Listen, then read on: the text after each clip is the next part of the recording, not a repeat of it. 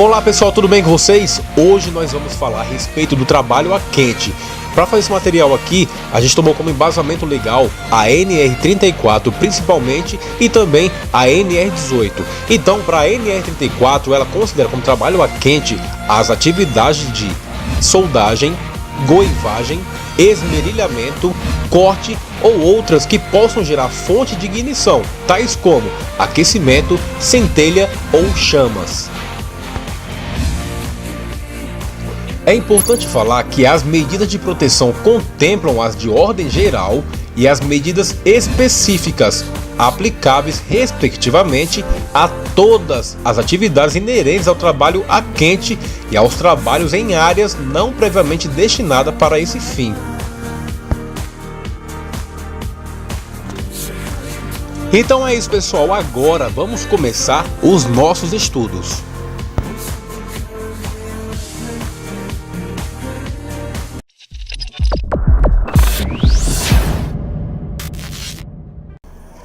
Então vamos lá, pessoal. Primeiramente vamos começar falando da inspeção preliminar, né? Que fala que nos locais onde se realizam trabalhos a quente deve ser efetuada a inspeção preliminar de modo a assegurar que o local de trabalho e áreas adjacentes estejam limpos, secos e isentos de agentes combustíveis inflamáveis, tóxicos e contaminantes. É isso mesmo, pessoal. Eu já presenciei em obra aquele caminhão que chega para abastecer as máquinas, né, com combustível, e o caminhão próximo de um cara que estava fazendo um corte, né, de umas ferragens. Então estava jogando muita centelha naquele tanque, né? Quando eu percebi, identifiquei, eu pedi para parar aquela atividade na hora, porque trabalho a quente, próximo tanque de combustível, isso não combina, isso pode gerar um acidente, né, uma explosão, um incêndio, então deve ser evitado, certo? Mais uma coisa, pessoal.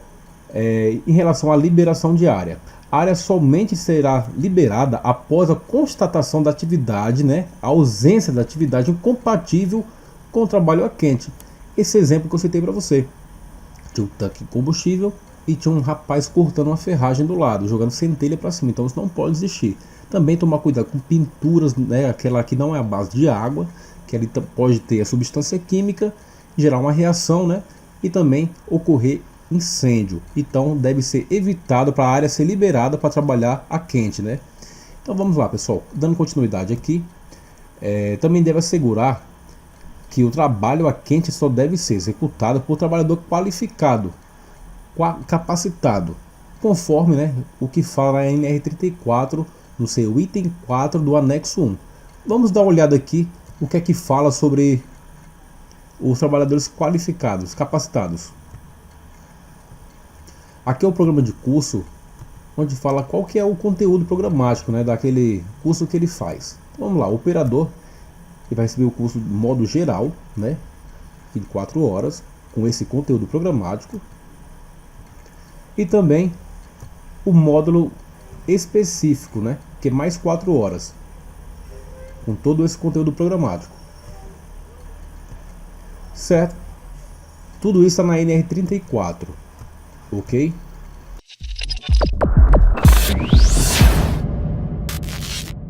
Então vamos lá, pessoal, dessa vez vamos falar a respeito de proteção contra incêndio no serviço de trabalho a quente, certo?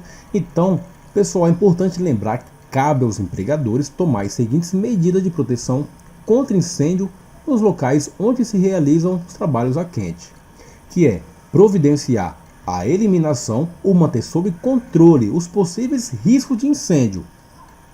Por exemplo, colocar separação de setores incompatíveis, atividades incompatíveis, materiais ali que pode pegar fogo longe daquele local, certo? Lembra que a gente falou que tem que ficar limpo, seco, sem materiais combustíveis inflamáveis? Então, é isso mesmo, certo?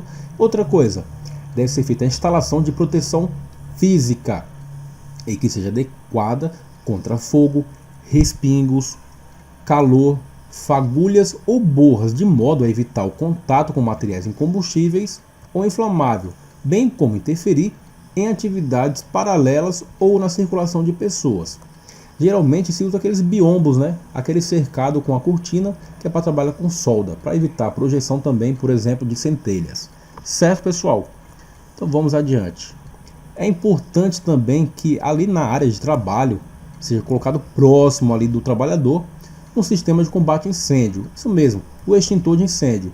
Como é uma atividade que pode gerar um risco de incêndio, ela gera um risco de incêndio, então é importante que tenha esse sistema portátil, né? Que ele e o operador saiba também como manusear.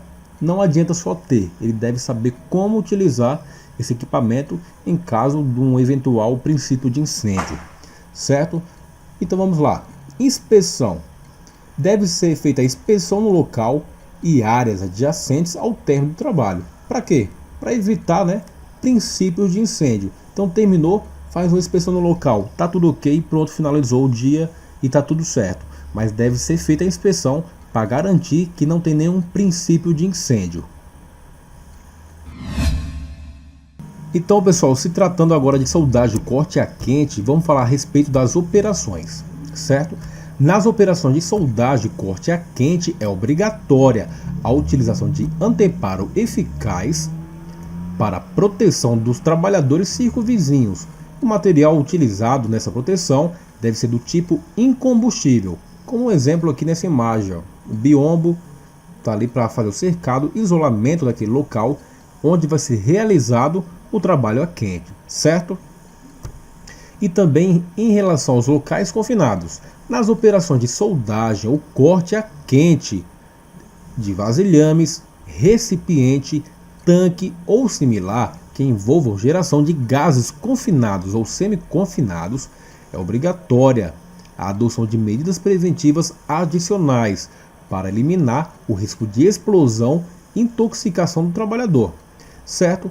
Como por exemplo, pessoal, nessa imagem aí, um local confinado, o rapaz vai fazer um serviço lá embaixo com solda, só que ele fez uma medida adicional de segurança, ou seja, fez instalação de exaustão localizada, para ele puxar aqueles gases, os fumos, né, os fumos metálicos para fora, porque se acontecer de não puxar esse ar, vai acabar com o oxigênio do local e pode deixar o local perigoso, certo? E intoxicar o colaborador.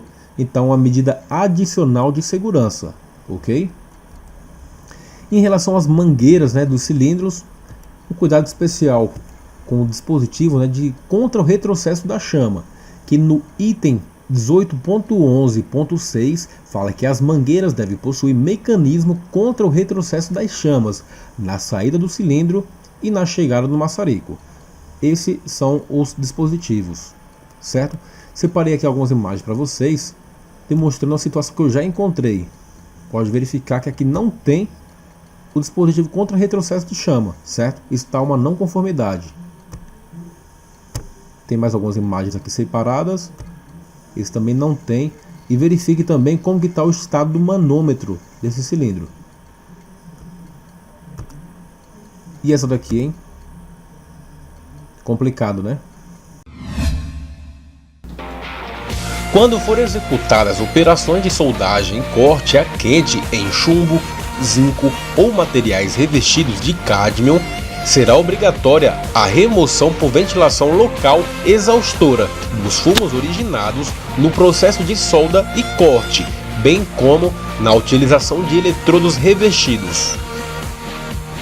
O dispositivo usado para manusear eletrodos deve ter isolamento adequado à corrente usada, a fim de que ele evite, né, a formação de arco elétrico ou choques no operador.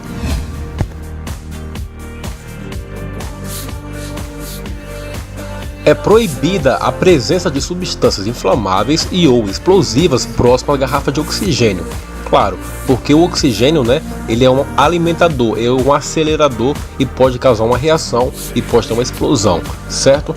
E os equipamentos de soldagem elétrica devem ser aterrados. É claro, isso para evitar que aconteça um choque elétrico e o colaborador sofra um acidente, certo? E os fios condutores dos equipamentos, as pinças e os alicates de soldagem devem ser mantidos longe de locais com óleo, graxa ou umidade e devem ser deixados em descanso sobre superfícies isolantes. Nas operações de soldagem ou corte a quente de vasilhame, recipiente, tanque ou similar, que envolvam geração de gases confinados ou semi-confinados, é obrigatória a adoção de medidas preventivas adicionais para eliminar o risco de explosão e intoxicação do trabalhador.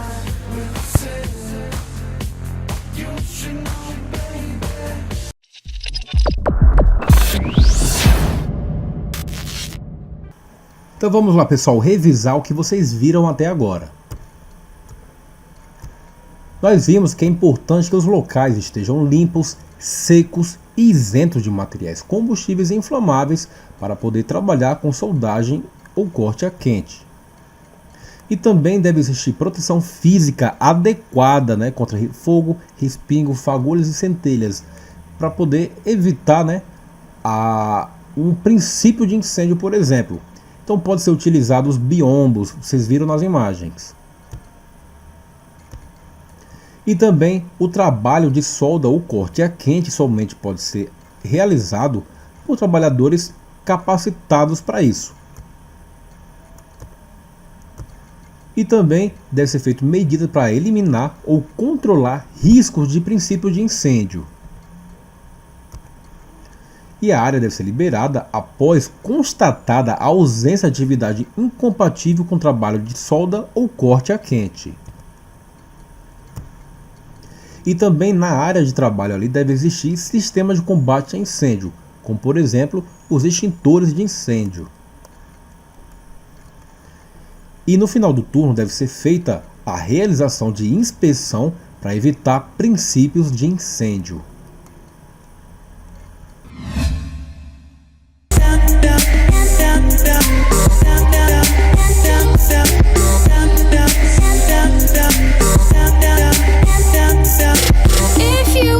Train me like an animal.